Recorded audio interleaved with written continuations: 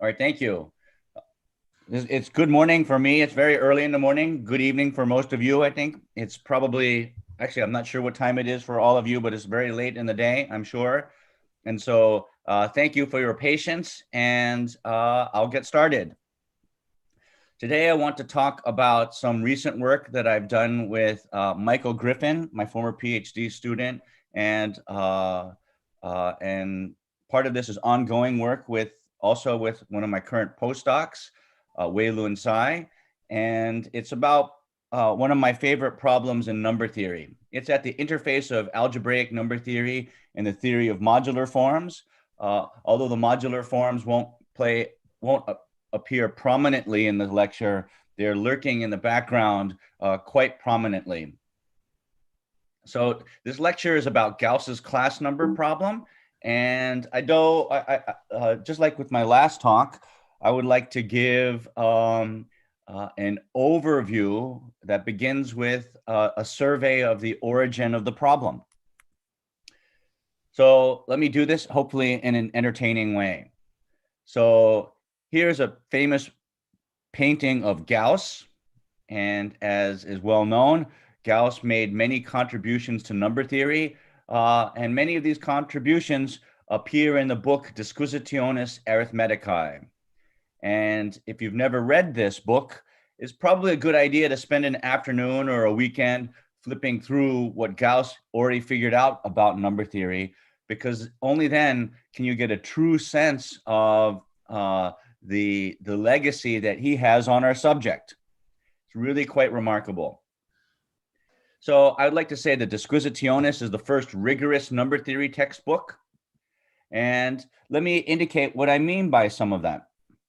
So in the Disquisitiones, you will find the seeds of algebraic number theory and arithmetic geometry, written in very old style, because this was written hundreds of years ago. But you'll see the fingerprints of very deep structure that Gauss already figured out. It's really quite remarkable. So there's the stuff that appears in elementary introductory number theory courses. There's the work on congruences and the law of quadratic reciprocity. That's already deep enough. But what you'll also find that I think are quite, what is perhaps even more important for today's mathematics is that he developed rather completely a theory of binary and ternary quadratic forms. And although this work on binary and ternary quadratic forms tend to be described in terms of just quadratic polynomials in two or three variables, with the idea of trying to determine which integers are represented by them and which quadratic forms of lower degree are represented by them. It turns out that these ideas play an important role in developing much of modern algebraic number theory. So loosely speaking, what Gauss does is he fully develops some of the earlier ideas of Euler, Fermat, Lagrange, and Legendre. And these generalizations are now ubiquitous, and they form the rubrics that are either the first examples of or the groundwork for some of class field theory, some Diophantine geometry, even the theory of L functions and modular forms, and believe it or not, even the work of Borchards and what are called Borchards products. None of the words here in this last bullet point existed at the time that Gauss was alive, of course, but many of the seminal ideas play an important role in these subjects.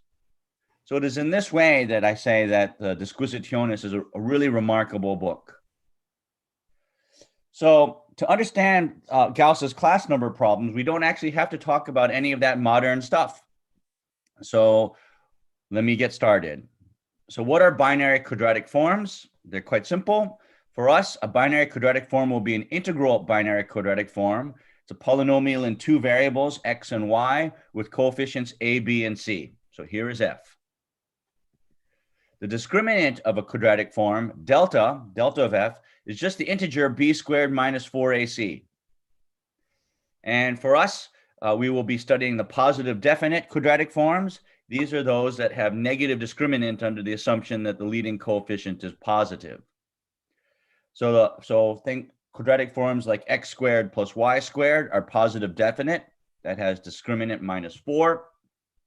And what you know about the positive definite ones is that these are the forms that we first study in connection with representing integers by quadratic forms. It's just a simple calculation to recognize that many quadratic forms have, all quadratic forms have infinitely many different incarnations upon changes of variable. The way to make this precise is by bringing in the group SL2Z. And so if F is the quadratic form as above, and A, B, C, and D, A, B, C, D is a 2x2 matrix in SL2Z, then you can obtain an equivalent form, binary quadratic form G, by scaling in this way. And it's easy to check because SL2Z consists of 2x2 matrices with determinant 1, that the discriminant is also fixed. It's an invariant under this action. This action, of course, underlies a lot of what makes the theory of special values of modular functions work. And if you've studied singular moduli and things like that, lurking in the background is this action. So the first theorem, usually not proven in classes the way that Gauss does it. The first theorem that Gauss proved is that if you let Q minus D be the set of discriminant minus D positive definite integral quadratic forms, binary, so there's infinitely many of them, SL2Z is infinite, he proved that the orbit space, the equivalence classes of this infinite family of quadratic forms under the action of SL2Z is finite. This is the so-called class number, the number of equivalence classes of discriminant minus D quadratic forms, the class number, he proved is finite. Moreover, he was able to prove that the set of orbits, the set of equivalence classes, which throughout I will denote by CL minus D, forms an abelian group. And this theorem has been generalized quite extensively, as I'll describe in a moment. But this proof, if you've never seen it before, is really beautiful. And this proof in disguise is equivalent to the problem of constructing fundamental domains for the action of SL2Z and studying the distribution of what are called Heegner points and CM points. So to be completely explicit, let me offer some examples. If the discriminant is minus 4, as I mentioned before, x squared plus y squared is a positive definite binary quadratic form with discriminant minus 4. And in Gauss's case, it turns out that every discriminant minus 4 form is equivalent to this one, and so the class number is 1. If you consider the class number for discriminant minus 84, it's not 1. So here I'm offering you 4 triples of integers. These integers are the coefficients of the quadratic form ABC. So this would be x squared plus 21y squared. It turns out that there are 4 equivalence classes, and the class number is 4.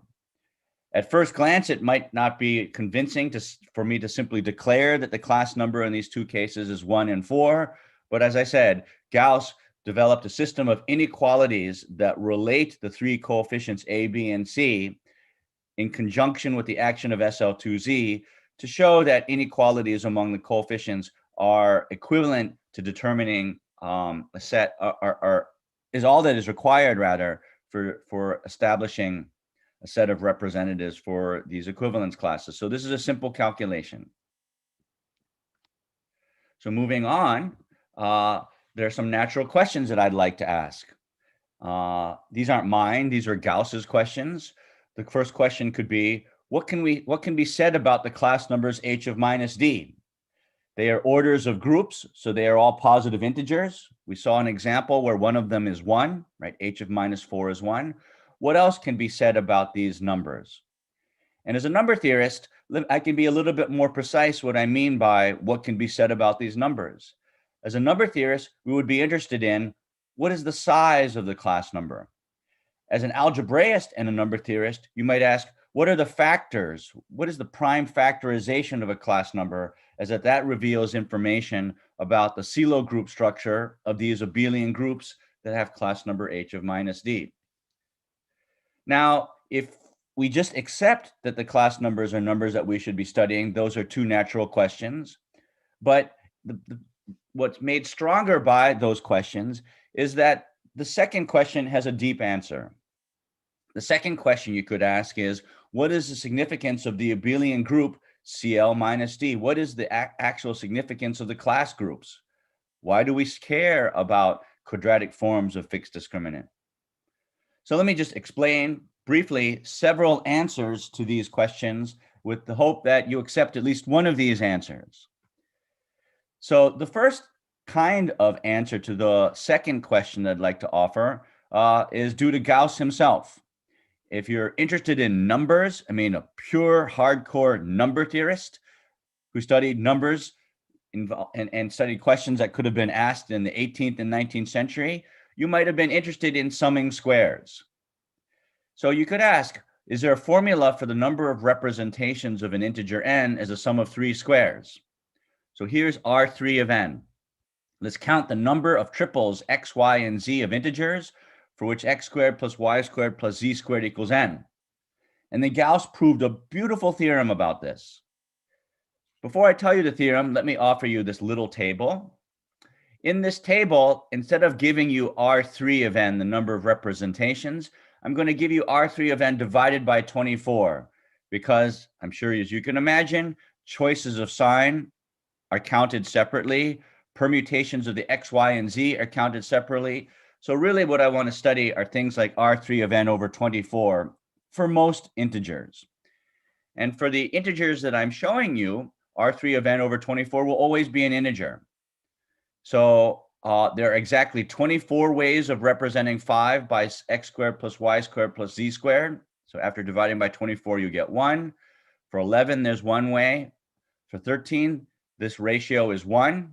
But then by 131, it pops up to 5.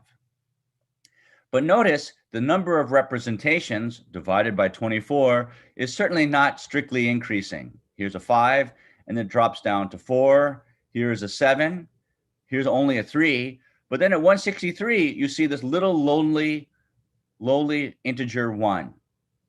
So if you're just interested in counting how many ways there are representing integers n as a sum of 3 squares, where n is growing, you see that this is kind of a tricky problem. Roughly speaking, the numbers grow, but there are lots of dips along the way, certainly far from monotonically increasing. And it would be difficult at first glance, unless you know an extra 100 or 200 years of mathematics after Gauss, it would be difficult to get an indication of what I mean or what we should expect when we say that these numbers should be weakly increasing. And this tantalized Gauss. What does this have to do with the class numbers? Well, Gauss proved a lovely theorem. He said that for square-free integers n not congruent to 7 mod 8, right? Integers which are 7 mod 8 are not the sum of 3 squares, so there's nothing to do there. For square-free n that are 7 mod 8, he proved that these numbers are small multiples of class numbers. So here, these divisibility by, so in any event, so he proves that the class numbers for various discriminants is, the calculation of these class numbers is equivalent to calculating these numbers R3. And the reason he did this is in particular that all numbers of the form nm squared, where n are these in these congruence classes, not 7 mod 8, are sums of 3 squares. All right, so you could be interested in studying class groups if you want to know something about representations of integers or sums of 3 squares. This is actually a very beautiful work. The way that Gauss proves this is he studies all the specializations of the quadratic form in 3 variables, sum of 3 squares, and he shows that there's a beautiful systematic method by which you can change variables x, y, and z, reducing them to just 2 variables x and y, thereby landing on quadratic forms of that are binary. And he could keep track of how often you land on these particular forms. A little bit more highbrow is this. Akshay Venkatesh won the Fields Medal 2 years ago in Rio for a number of works on in number theory. Some of this work was on, well, he did many things. Some of this work is related to the problem I'm describing here. And it's usually described by the phrase, the study of the equidistribution of CM points. So what Akshay proved, one of the many theorems he proves, is an effective form of studying the equidistribution of solutions to imaginary quadratic polynomials in the upper half of the complex plane, mod actions of subgroups of SL2Z. So in the case of SL2Z, there's a famous fundamental domain for the action of SL2Z, which is basically what I've shaded in for you here in gray. And given a fixed discriminant, you can populate this space with points that are solutions to quadratic polynomials that arise from these quadratic forms of fixed discriminant. And it turns out, and it's equivalent to Gauss's characterization of what are called reduced quadratic forms, Gauss's work immediately implies that the class number h of minus d is a count of the number of points in this fundamental domain, which are roots to the quadratic polynomial after you let y be 1. So you get a quadratic polynomial in X. Just plot all the solutions to this quadratic polynomial equaling 0 that lie in the upper half plane, that also lie in this fundamental domain, and the number of those points that you get, that will be the class number. And this equidistribution is really important in the study of L functions and modular forms. This first idea goes back to Bill Duke. So if you've studied Bill Duke's work on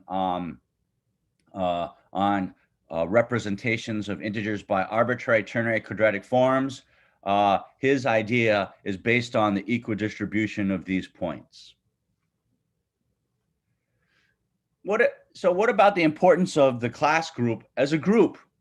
Okay, so although Gauss didn't phrase this way, let me sort of rephrase this in more modern, although still not very modern, algebraic number theory. These class groups are class groups because they are class groups that arise in ordinary algebraic number theory. So if you're given a negative discriminant minus d, the ideal class group of the imaginary quadratic field with discriminant minus d is the quotient group of the fractional ideals modded out by the principal fractional ideals for which rings, these quadratic rings, depending on the residue class of your discriminant mod 4.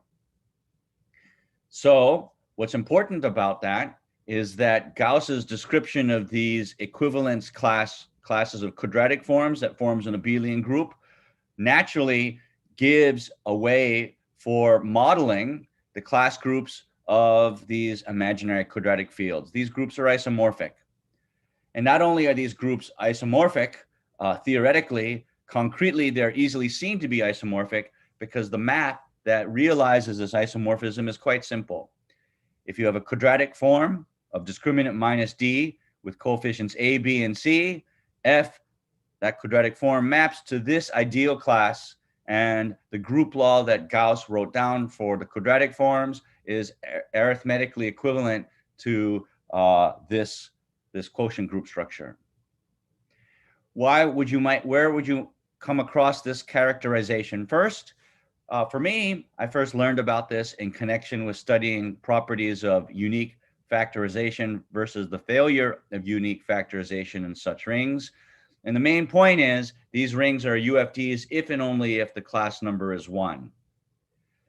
For many years, until when I was in college, I never understood what was so important about these class groups once the class number was bigger than 1. I thought that once unique factorization failed, nobody cared about these anymore. And as I now know, that is so far from the truth. These groups encode lots of information. In particular, these groups are also Galois groups. So when you first learn about the fundamental theorems in class field theory, you will learn about maximal abelian unramified extensions of number fields. And what Gauss had put his finger on is a method by which you can explicitly study the group structure of such number fields, as well as setting the seeds for others who would later explain how to compute and construct these fields. So a Hilbert class field of a number field is the maximal abelian unramified extension. So if your class number is 1, you don't have very far to go. In fact, you don't go anywhere at all, right? The Hilbert class field of the rationals Q is Q. But when the class group is non-trivial, you start getting very interesting arithmetic that arises because these class fields are non-trivial, but still yet finite abelian extensions of given number fields. And those structures encode lots of deep information. So how do these class groups and these CM points play a role? Well, in the case of imaginary quadratic fields, if I let L minus D be the Hilbert class field of the quadratic field, then one, the Gauss group of the quotient of this extension is the class group. And two, in terms of modular forms, if you consider the classical modular J function, and if you let F be any of these discriminant minus D quadratic forms, and you let tau F be a root to the resulting quadratic polynomial in the upper half plane, then you can explicitly construct this Gauss extension by adjoining to Q root minus D the singular modulus, the value of J at this CM point. So what Gauss, as you can see, put his finger on is really quite deep. The study of the CM points and their distribution in terms of locations of points in fields, their distribution in terms of special values of a single function J, gives lots of deep arithmetic that really forms a large part of the framework of the modern theory of modular forms. I'm still in my review. Lastly, class numbers, what do they have to do with L functions? Well, Dirichlet, who quite prominently developed some of the first ideas in studying generating functions as Dirichlet series that bear his name, he nicely proved that for discriminants less than -4, I'm just ignoring the two cases with larger discriminants so that I could write down a single formula without having to worry about the number of roots of unity. He proved that these L functions, which are Dirichlet series whose numerators are the values of the quadratic character minus d above n, he proved that these functions have the delightful property that their special value at 1 has, up to this transcendental factor, is a formula for the class number. So although this might not be a formula you would want to use to compute the class number, the fact that this formula exists has many ramifications throughout number theory. It has important ramifications to studying the distribution of prime numbers. One of the early proofs of Dirichlet's theorem on primes and arithmetic progressions makes use of the fact that a class number could never be 0. And more importantly, this theorem and its generalizations are ubiquitous in number theory. Iwasawa, Kubota, Leopold, and others p-adicized these L functions, giving birth to the field of Iwasawa theory. And in another direction, this particular formula is the first class number formula that was ever proven, and it is quite explicitly the prototype for studying special value conjectures that are now central to modern number theory. So you can think of Dirichlet's class number formula, studying Gauss's class numbers, as a prototype for what are now known as the Birch-Swinnerton-Dyer as well as the Bloch-Kato conjectures. There's a highbrow way of studying the class group as a Gauss cohomology group. I won't go into that in this talk, but if I gone down that direction, then we could make explicit how this theorem has served as a prototype for the development of some of these very, very deep and contemporary theories. So that's why I think we care about numbers, the class numbers. I could also have gone into the talking about the Cohen-Lenstra heuristics. I could have gone into the direction of studying the rational points on elliptic curves and hyperelliptic curves by making use of class numbers. All of that is still also very common these days. But I think I'll leave it at that to give you a sense of why the class groups and the class numbers and the CM points of fixed discriminant themselves are all very important. All right, and let me mention one other thing.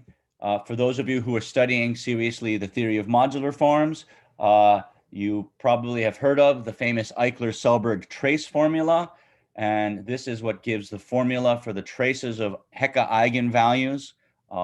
And the Eichler-Selberg trace formula is exactly composed of Gauss's class numbers. It's a very complicated expression, but what it is a finite sum, weighted sum of class numbers that describe the action of Hecke operators on global spaces. All right, any event, I could give a whole course on why class numbers matter. Now that I'm thinking about it, maybe I should do that someday. But what I'd like to do is tell you about things we know not very little about, despite the central role of these objects. So Gauss famously conjectured that for every given number h, so h is a number, 2, 3, 4, 1, whatever, Gauss conjectured that the number of fundamental discriminants with a given class number should be finite. And I sort of alluded to this speculation when we looked at that table, that related to the number of representations of integers as a sum of 3 squares. And Gauss famously made this conjecture explicit for some small numbers h. And in the special case of h equals 1, he conjectured that the only discriminants for which the class number 1 are the discriminants listed here.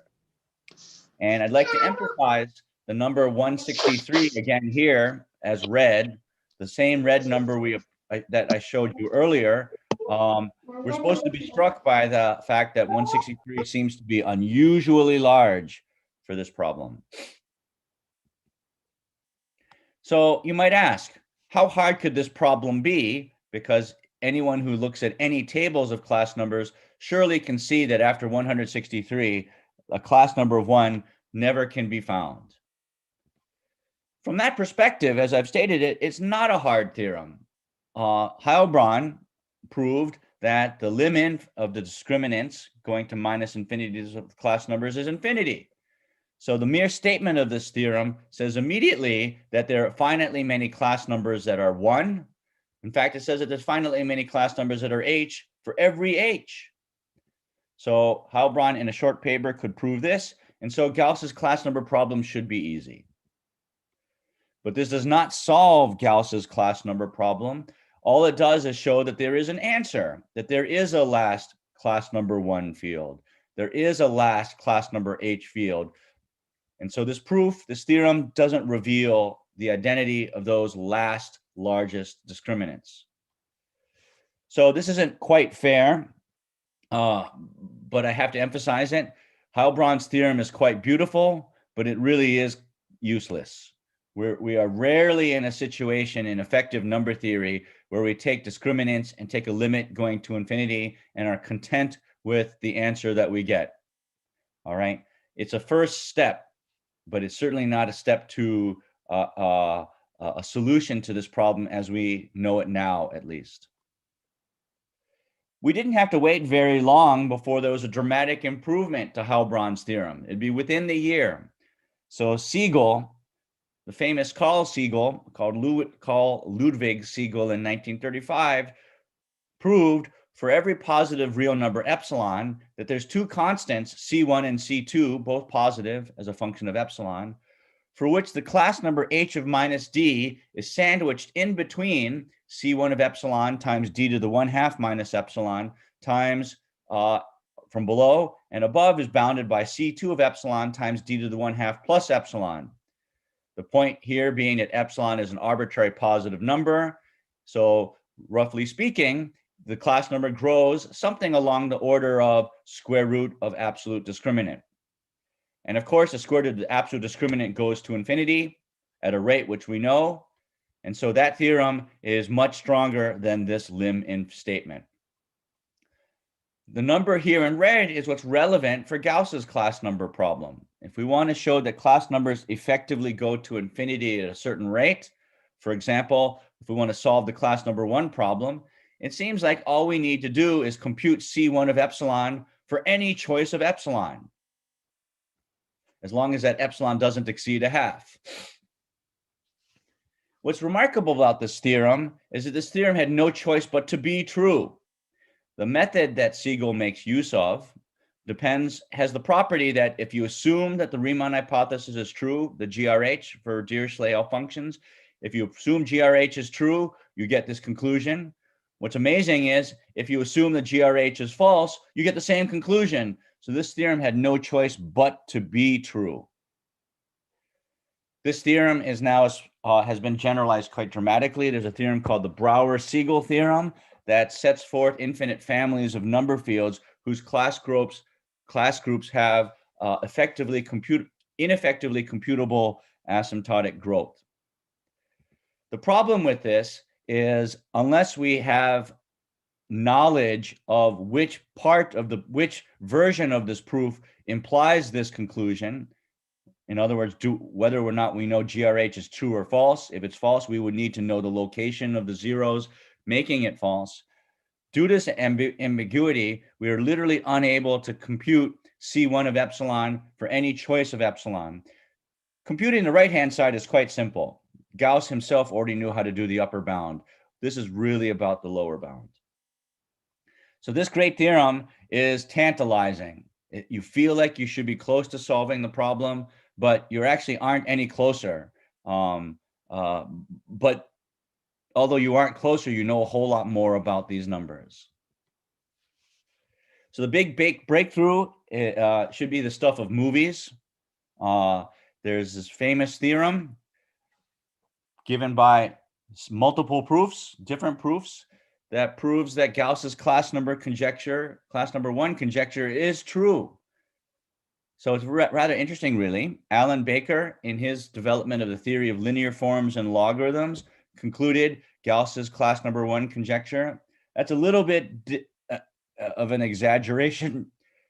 Baker proved that if there is a 10th class number one field, its discriminant is bounded at absolute value by some gigantic number. He never did that calculation, but if you were able to do that calculation, he would have proven Gauss's conjecture on the nose. There are two other arguments, one by Heegner, which is what is the basis of the whole Gauss-Zagier story on the Birch and Swinnerton-Dyer conjecture. Heegner was a high school teacher who was not viewed as a professional mathematician. He was an amateur, and he claimed to have proven Gauss's class number one problem, and he was summarily rejected by the mathematics community. It's very sad. And he died before he was recognized for his beautiful ideas. Stark later in the early 1970s recognized that Heegner was correct. And Stark himself also had an independent proof of the class number one theorem. And so the story of Gauss's class number one problem is like the stuff of movies. You have a Fields medalist who didn't have the best proof. You had a high school teacher who was ignored, who had the best proof, who died before his contributions could be recognized. And so in any event, we now know Gauss's class number one problem to be true. So as I mentioned, Baker won the Fields Medal for his role in developing an entire area of mathematics that gives this application. And the work of Heegner and Stark is more arithmetic geometric. It's more in lines with what we tend to do now in modern number theory. So the point I want to make here is that these proofs do not really generalize, right? So after the class number one problem was solved, Stark and I think Baker too proved the class number two problem. They were very difficult, and to try to emulate these methods alone to then solve iteratively the class number three and then four and then five problem would be a monumental, if not honestly impossible task. These proofs don't really generalize.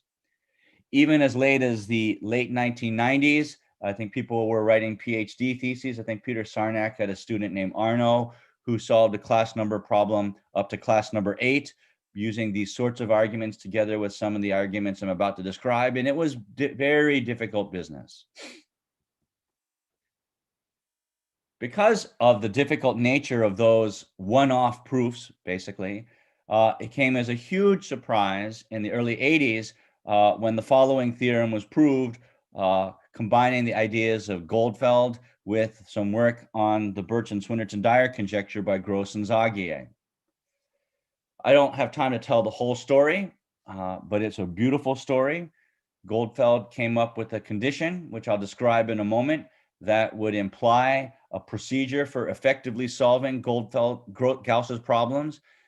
I think at the time, people didn't believe anyone would be able to confirm his hypothesis or produce an example confirming the hypothesis.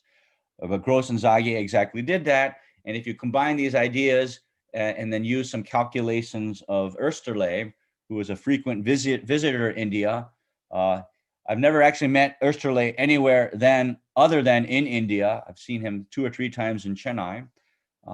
You have the following theorem: that this class number h of minus d is bigger than, effectively bigger than 1 over 7,000 times the log of d times this Euler type factor as a product over primes dividing d. If p is large, these factors are like 1. So what you really want to think is the class number grows at least like 1 over 7,000 times log of the discriminant. The proof of this theorem is rather indirect, really remarkable. What Goldfeld recognized is that if you put families of L functions together that are arithmetic in origin, then you could play off the analytic behavior of these L functions in an infinite family off of each other. Okay, there are hints of this idea throughout number theory. But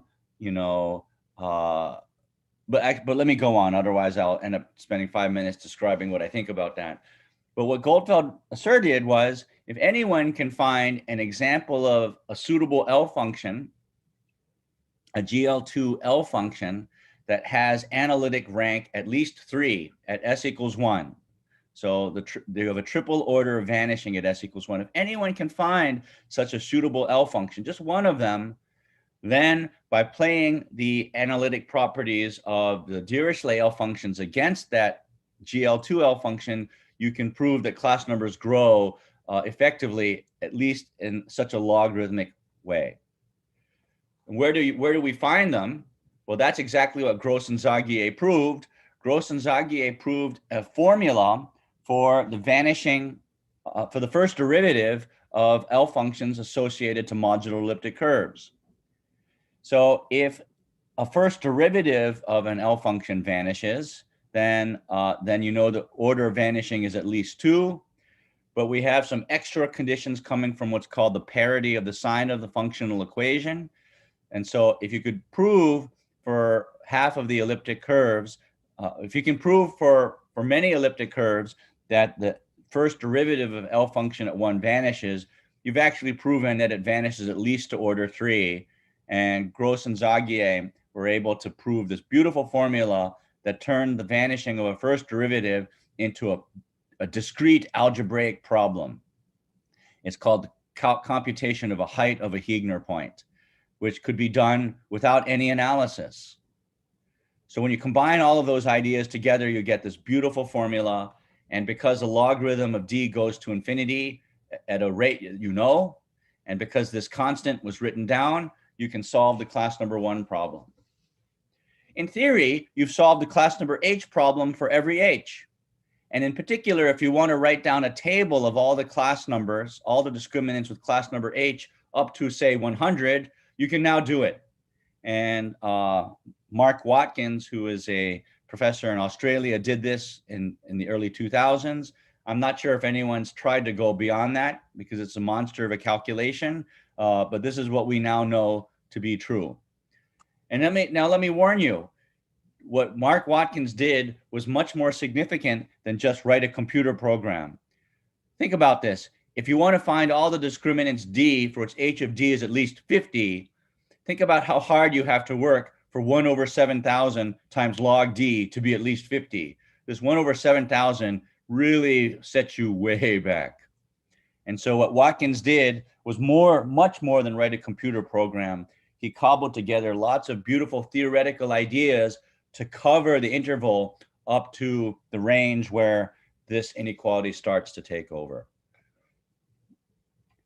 So what are the open problems? What is it that I want to tell you about today? So although the Goldfeld-Gauss-Sigel theorem is a theorem, it's absolutely effective. As I've illustrated to you, the lower bound is far from the truth. So let me compare what we knew in the days of Sigel and what we know now. So Sigel already proved that class numbers grow effectively by d to the 1 minus d to the 1 half minus epsilon for a constant c1 of epsilon, which is ineffective. We are unable to compute this constant. It's really tantalizing, and this is one of the most frustrating problems in number theory, in analytic number theory, for sure. So we know this is bigger than this, but we're not allowed to access that fact because we can't compute this number. But effectively, by the work of Goldfeld, Gauss, and Sigel, I know the class number grows at least by log d to the 1 minus epsilon, for example, the stuff from the previous slide. And what you know is a log of the discriminant grows much, much more slowly than the square root of d. So there's a lot of room in between here, these two estimates, the one which is known and the one which is softly known but cannot be used. And that's where I want to concentrate. Can we fill in and produce some theorems that live in this gap here? So I can tell you exactly what I was thinking when we started our project. As I've described it to you, what Goldfeld, Gauss, and Sigel take advantage of is a very indirect connection. The idea of Goldfeld is if you can find in outer space somewhere a rank 3 elliptic curve whose L function provably has a triple order vanishing at s equals 1, then you can get a conclusion about class numbers. That always bothered me because, as we know, the arithmetic of elliptic curves is very rich. The rational points on elliptic curves form groups. Shouldn't it be the case that something about the elliptic curve is giving us more information about class numbers than just the order of vanishing at 1 built into some analytic number theory statement? After all, we're talking about groups. Maybe the rational points on these curves as groups inform us about these other groups. And that's actually what I want to explain. That is all true. So can elliptic curves more directly offer lower bounds for class numbers in a way which is effective, in a way which is conceptual, in a way where one doesn't have to deal with this hocus pocus of analytic functions that are magically put together to get this theorem? Because I don't think anyone believes that there aren't other ways that might give analytic functions that could give similar kinds of results. So that's what I want to do. I want to give you some indication of how we can now get lower bounds for class numbers, often much better than this, that are effective by bringing in some geometry. So although I've already described it loosely speaking, let me take a moment to better describe what I'm talking about. The idea is simple. So here's a picture of the real locus of points on an elliptic curve. They form a group. And when you restrict the real locus to the rational locus, the points over Q, famous theorem of Mordell says that the rational points form a finitely generated abelian group, which means that it's a finite group in direct product with possibly finitely many copies of Z, possibly none. And what I want to do is I'd like to take advantage of the group structure of rational points on elliptic curves that have points, infinitely many points, to see if I can improve on this Goldfeld, Gauss, Sigel lower bound, because I know something about these rational points as points in a group. So to make this explicit, the simple idea is as follows. So people have been studying quadratic twists of elliptic curves for many years, certainly going back to the work of Kolyvagin in the 80s. And what I'm proposing here is along those lines, but is even more lowbrow. People like Kolyvagin and Rubin and others were studying quadratic twists because they were interested in what are called Euler systems and their connections to computing classes and Selmer groups. What I'm talking about is a little bit more lowbrow than that. I'm just going to try to construct elements in class groups. I'm going to try to construct quadratic forms. So given an elliptic curve E and its quadratic twist by minus D, you can loosely think of as being the elliptic curve given by this model. And the only thing that I want to notice is that over the algebraic closure of Q, or even just over Q join the square root of minus D, these are the same curve, right? in the field that contains the square root of minus d, this factor on the left, I can change variables by replacing y by the square root of minus dy, and then I have a bijection between these points. But over q, that would be illegal if the square root of minus d isn't rational. And so this is the simplest case where the arithmetic of an imaginary quadratic field separates these two curves. And my idea is this. So suppose you have a positive rank elliptic curve E.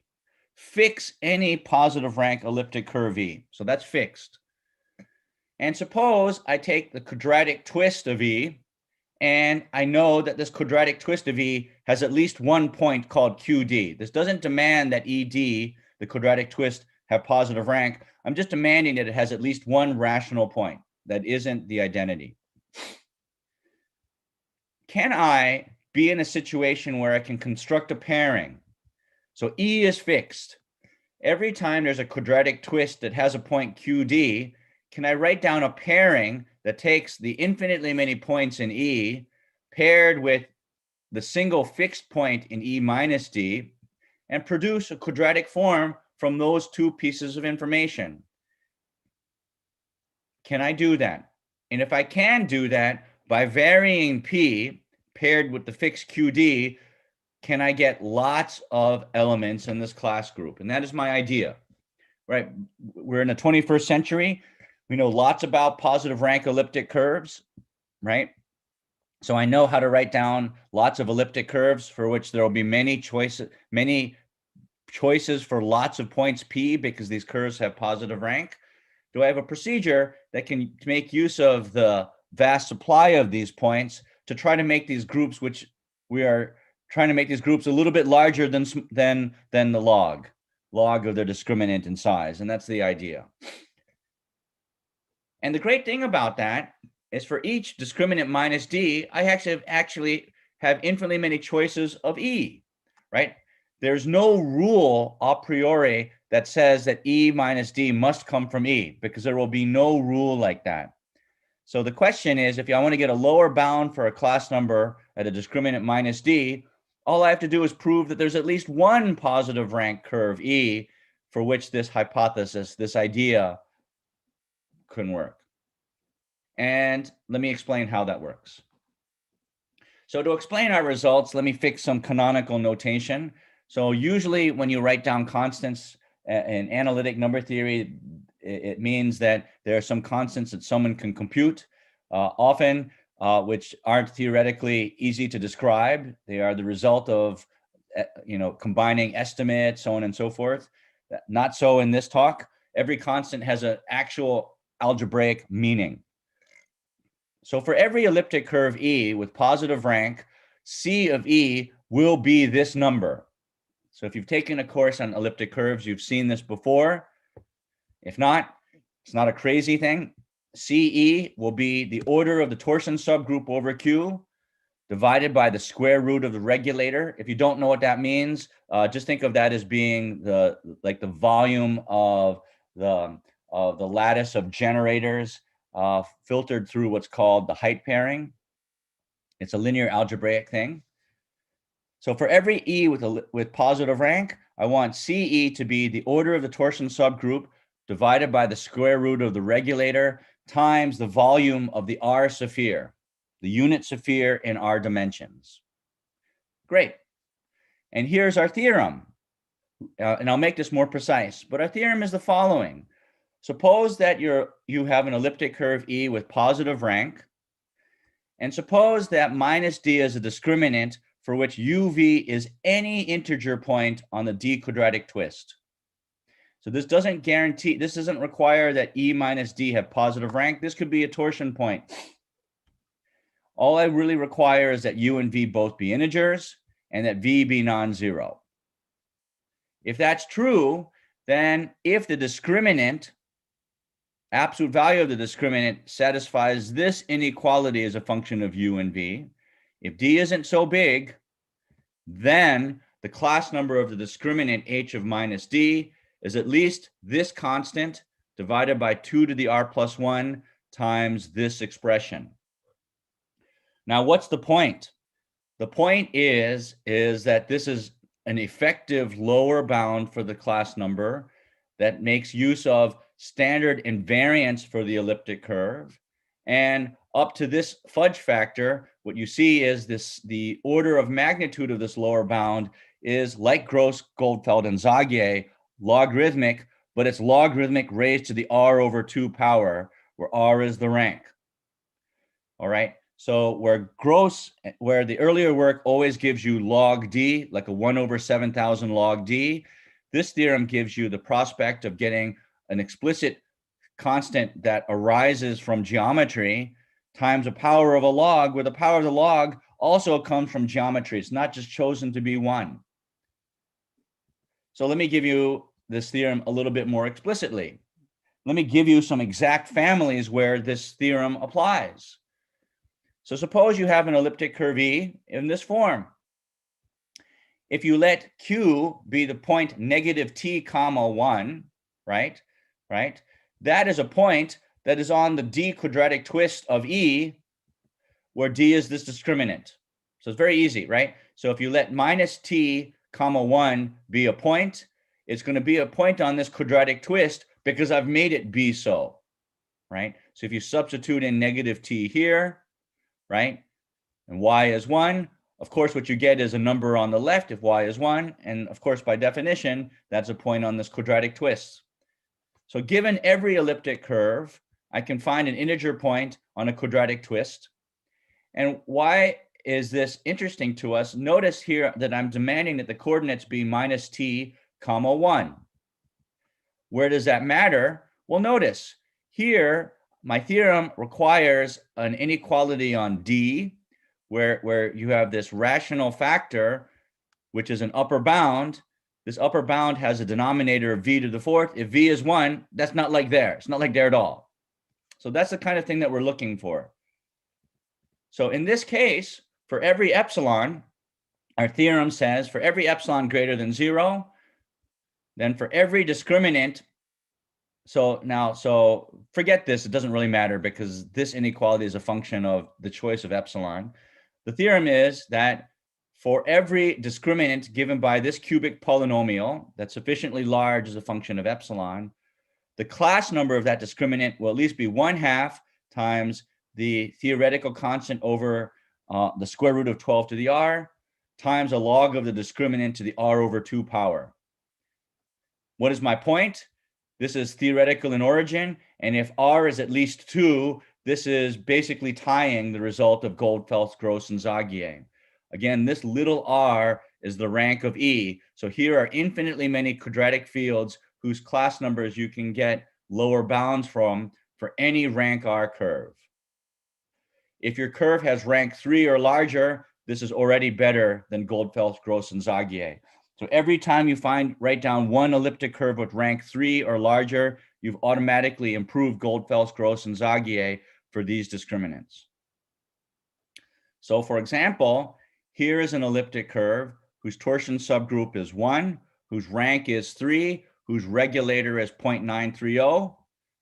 And then for every discriminant of this form, the class number is at least 1 over 20 times log discriminant to the 3/2. This 20 is much smaller, much larger rather than 1 over 7,000. Log to the 3/2 certainly is much larger than log. And so this is the flavor of the results that you can get if you implement the idea of trying to make use of actual pairings on rational points on elliptic curves, as opposed to throwing in a bunch of L functions together and have their zeros compete with each other. And that was my point. I believe strongly that the presence of rational points on curves, which is guaranteed by Birch and Swinnerton and Dyer by a higher order of vanishing, must somehow be lurking in the background of this work of an idea that so famously gives the uniform theorem. So the theorem I just described to you improves this GGZ, Goldfeld, Gauss, Sigel, whenever you have an elliptic curve with rank at least 3. It works better whenever you have curves with rank at least 2 and a discriminant is sufficiently composite. If you remember from the Goldfeld, Gauss, Sigel formula, I said there was this Euler type factor that arises if your discriminant is sufficiently composite, even already rank 2, our theorem will be much better. And what's really nice is that there's some elliptic curves with ranks much larger than 2 and 3. So Elke's has found a curve with rank at least 28. And for that family, our theorem does a whole lot better. Our log discriminant is at least, our lower bound is at least log discriminant to the 14th. All right, which is, although nowhere near what Sigel's theorem gives you, this is really much, much, much better than log to the 1. So this is our overall goal, and I'd like to sketch how this works in the remaining time. So again, our object is to improve on this lower bound. And I'd like to indicate for you that every discriminant somehow fits into our theory. Right now, you might be wondering that. Is it true that every discriminant corresponds to some elliptic curve V to which I could apply the theorem? Right, that's probably what you're thinking, and I'll explain why that's true. So our goal is to improve on this lower bound. We'd like to get powers of the logarithm, at least log to the 1. We're really happy when this is a larger power than log to the 1. And I definitely want to be in situations where this 1 over 7,000 isn't there. It should be replaced by a theoretically conceptual constant. So what I offer to you is this. Whenever you have a quadratic twist related to an elliptic curve E with rank R, as I've described, our theorem gives this theoretical lower bound. So I'm now going to explain where this constant comes from, and I'm now going to explain where this exponent comes from, because it's completely conceptual. And then I will turn to the problem of when is negative B, D being of this form actually solvable with rank at least 2? Because if the answer is always, then every class number naturally has a lower bound of this shape. What would be inexplicit is finding the optimal choice of E giving rise to this constant. And that's the work that remains. But every discriminant does arise. So to explain that, let me just give you a nice family in terms of 2 parameters. Let's consider elliptic curves of the form y squared equals x cubed minus a squared x plus b squared. So I want you to notice that these coefficients are squares. This one is negative, and this one's positive. You can compute these polynomials D. It's exactly this. If you remember the formula, it's this. And you could just plug in for A, n plus 1, and you plug in for B, n, and then plug in for T, negative 1. And if you plug them in, you'll realize that you get minus 8n. So these elliptic curves cover every discriminant that's divisible by 8. These elliptic curves where A is n plus 1, where B is n, and now I choose T to be minus 1, covers all discriminants that are multiples of 8. So let me just say, using these sorts of gymnastics, it's not difficult to cover all discriminants. I don't want to go through that now, but I want to give you this sort of flavor, indication of how easy it is to cover all discriminants. So it actually, I'd forgotten I made this point. It actually covers all discriminants because if I don't want to cover, if I don't require landing on a discriminant, which is fundamental, but I can allow myself to cover a ramified discriminant above that, Gauss himself has some multiplicative laws that allows us to relate class numbers of discriminants that are divisors of other discriminants. So actually, once you get 8n, all multiples of 8 covered, you've got them all covered, because all you have to do generally is to introduce some ramification at 2 if it's not already there. So why did I point out this family here? I pointed out this family is that for all A and B, where this elliptic curve is elliptic, you can check that 0b, right? If x is 0, y being b is a point on the curve.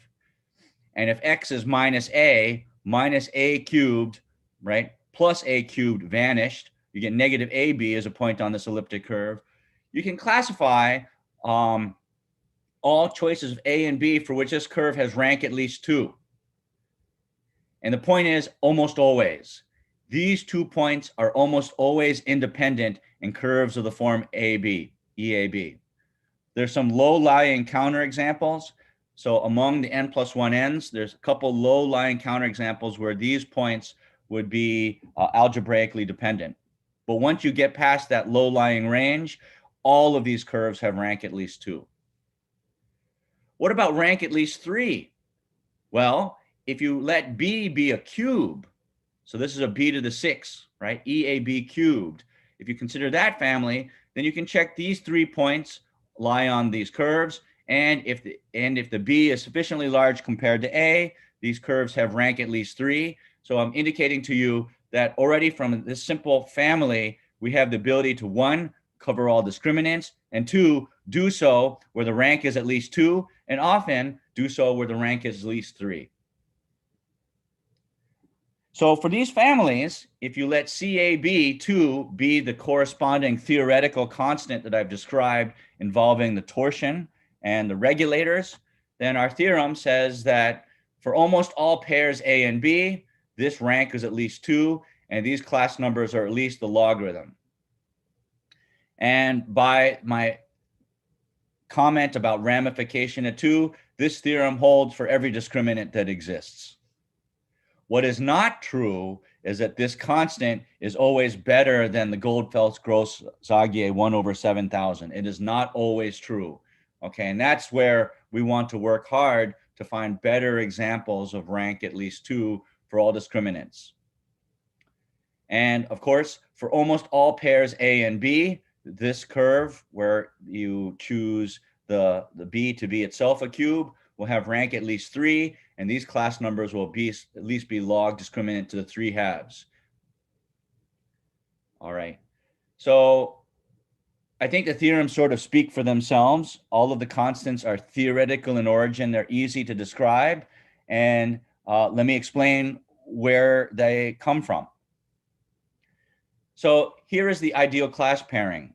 So if you give me an elliptic curve over Q and a point on that whose coordinates are a over c squared and b over c cubed, and you give me a point on the quadratic twist Q, u over w squared comma v over w cubed. If you give me a curve and its quadratic twist and 2 corresponding points, then the following is true. Define alpha to be the absolute value of this quantity. So this is a relationship between A, C, W, and U. And define G to be the GCD of these 2 integers. If you do that, then you can define a quadratic form in the variables x and y from these 2 points P and Q. Given P and Q, write down this binary quadratic form. You might be worried about this binary quadratic form being rational. Well, don't worry about that. This first coefficient will be an integer by this hypothesis. And you can choose an integer L here and here so that these 2 coefficients are integers. So that's something you can check on your own. It might look like that the discriminant of this quadratic form depends on the choice of L, but I'll leave that to you as an exercise. Every L that you choose, such that the right-hand side is an integral quadratic form, has the same discriminant. Great. So that was our idea. Given 2 points, a point on E and a point on a quadratic twist, do I have a procedure for writing down a positive definite integral binary quadratic form? And the answer is yes, and it's this formula. So as an example, let E be this curve. It has these points that you can check, right? If x is 0, that's 9, so 0, 3 is on this curve. And if x is -2, that's -8 plus 8, that's 0. So I get these 2 independent points on this curve. If you take the -24 twist, you can check that -3, 1 is on this. And so what I have is the ability to construct 2 quadratic forms. I compare P1 with Q, and I compare P2 with Q in this formula to get 2 quadratic forms. And if I do that, I get these 2 quadratic forms. If I choose L to be 2, those quadratic forms are integral. and you can check they both have discriminant minus 24, and you can check that they are inequivalent. And by the way, when you've done that, you've gotten a new proof that the class number of this quadratic field is 2. And that is my idea. My idea is, have we written down a formula that can make use of the rational points on E together with the existence of a single point on a quadratic twist to fill out the class group? So this is our fundamental theorem on our ideal class pairing. We weren't the first to define ideal class pairings. People before us have done that. I think our ideal class pairing is the most general form, but I have to give credit where it's due. So people like Duncan Buell and So Lang and others in the 70s first wrote down some pairings. I think these pairings were largely ignored, so I'm happy to resurrect the idea. So our theorem is this formula is well defined and gives it a class in the class group. But what's most important is our conclusion here. Suppose you have 2 points, 2 pairs of points that you want to pair. So P1 and P2 are in E, and Q1 and Q2, although Q1 could be Q2. Suppose you have 2 pairs of points in E cross E minus D. Then we can prove that, and suppose that the corresponding quadratic forms are equivalent in the class group. If the forms you get are equivalent in the class group, that can only happen for one of 2 reasons. One, the parameters alpha 1 over G1 equals alpha 2 over G2. So let me remind you what those are.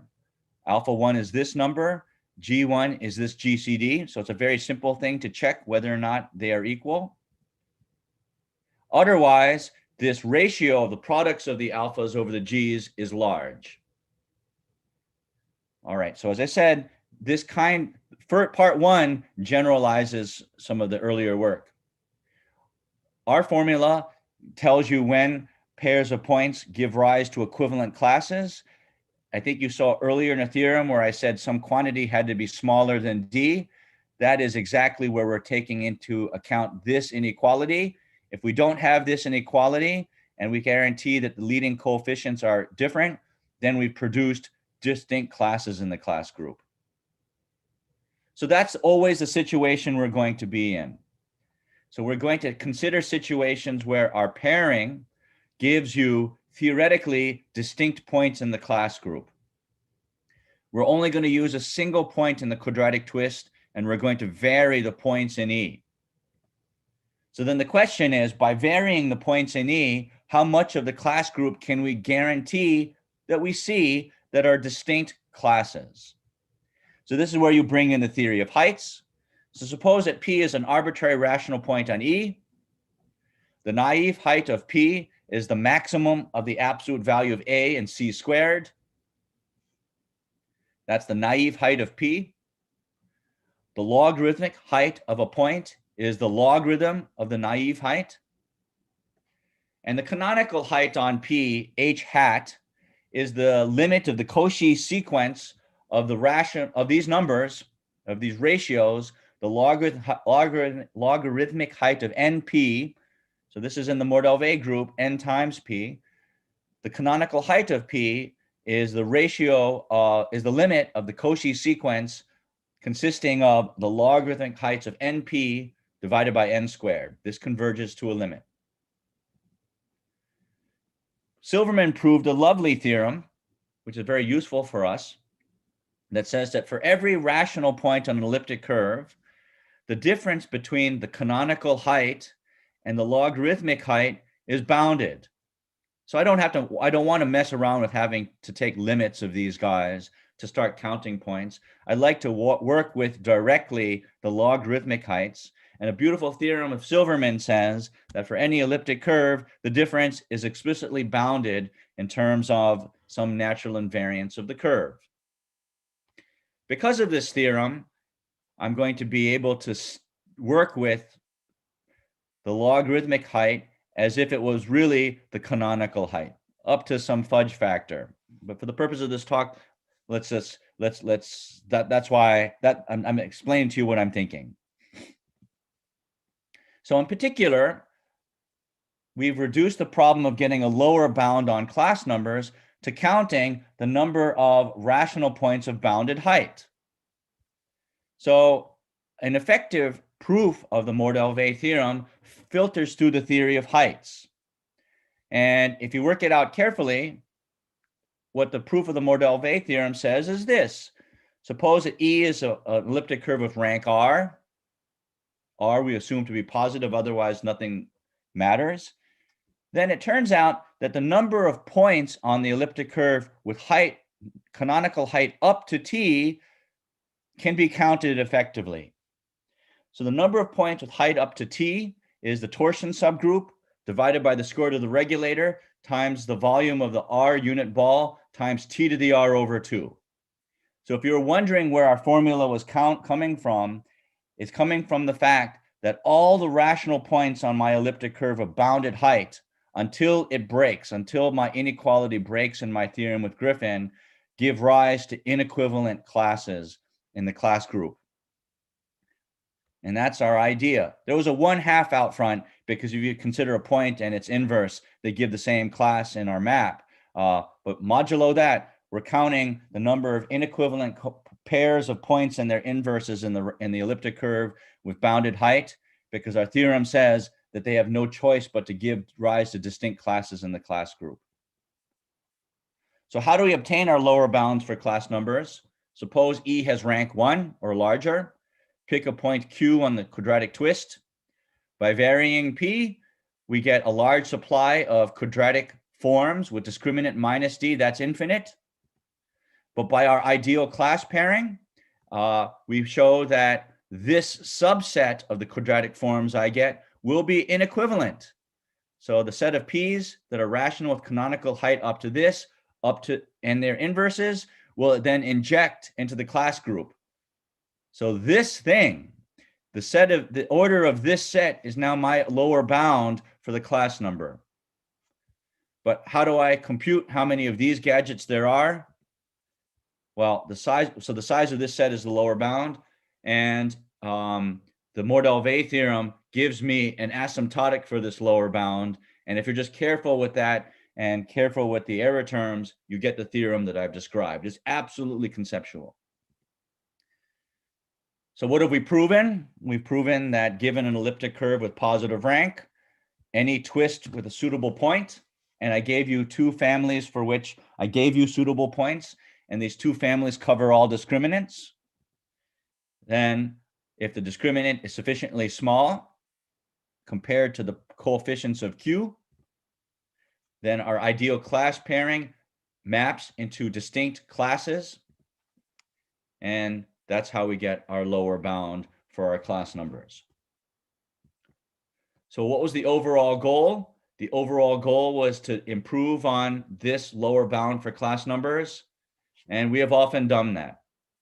As I've said, given any elliptic curve, it's easy to write down a quadratic twist with a suitable point using the curve you start with.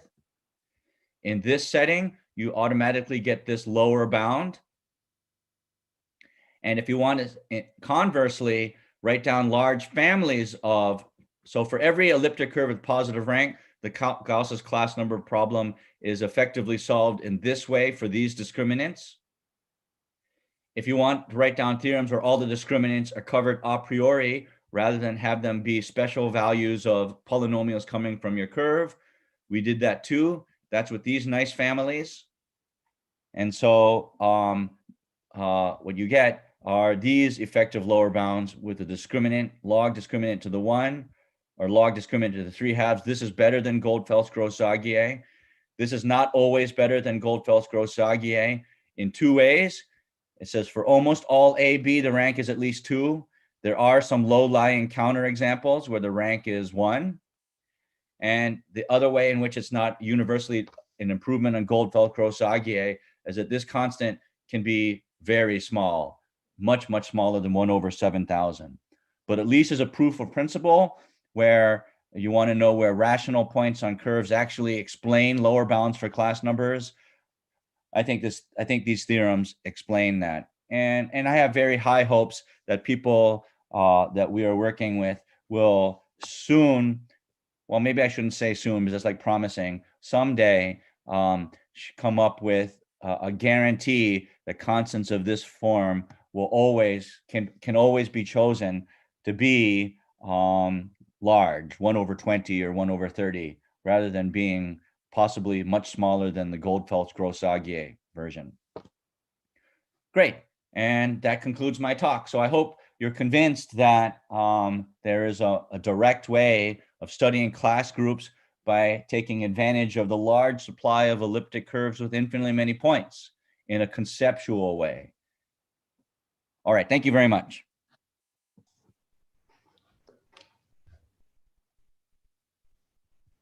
Thank you very much, Professor Ono. So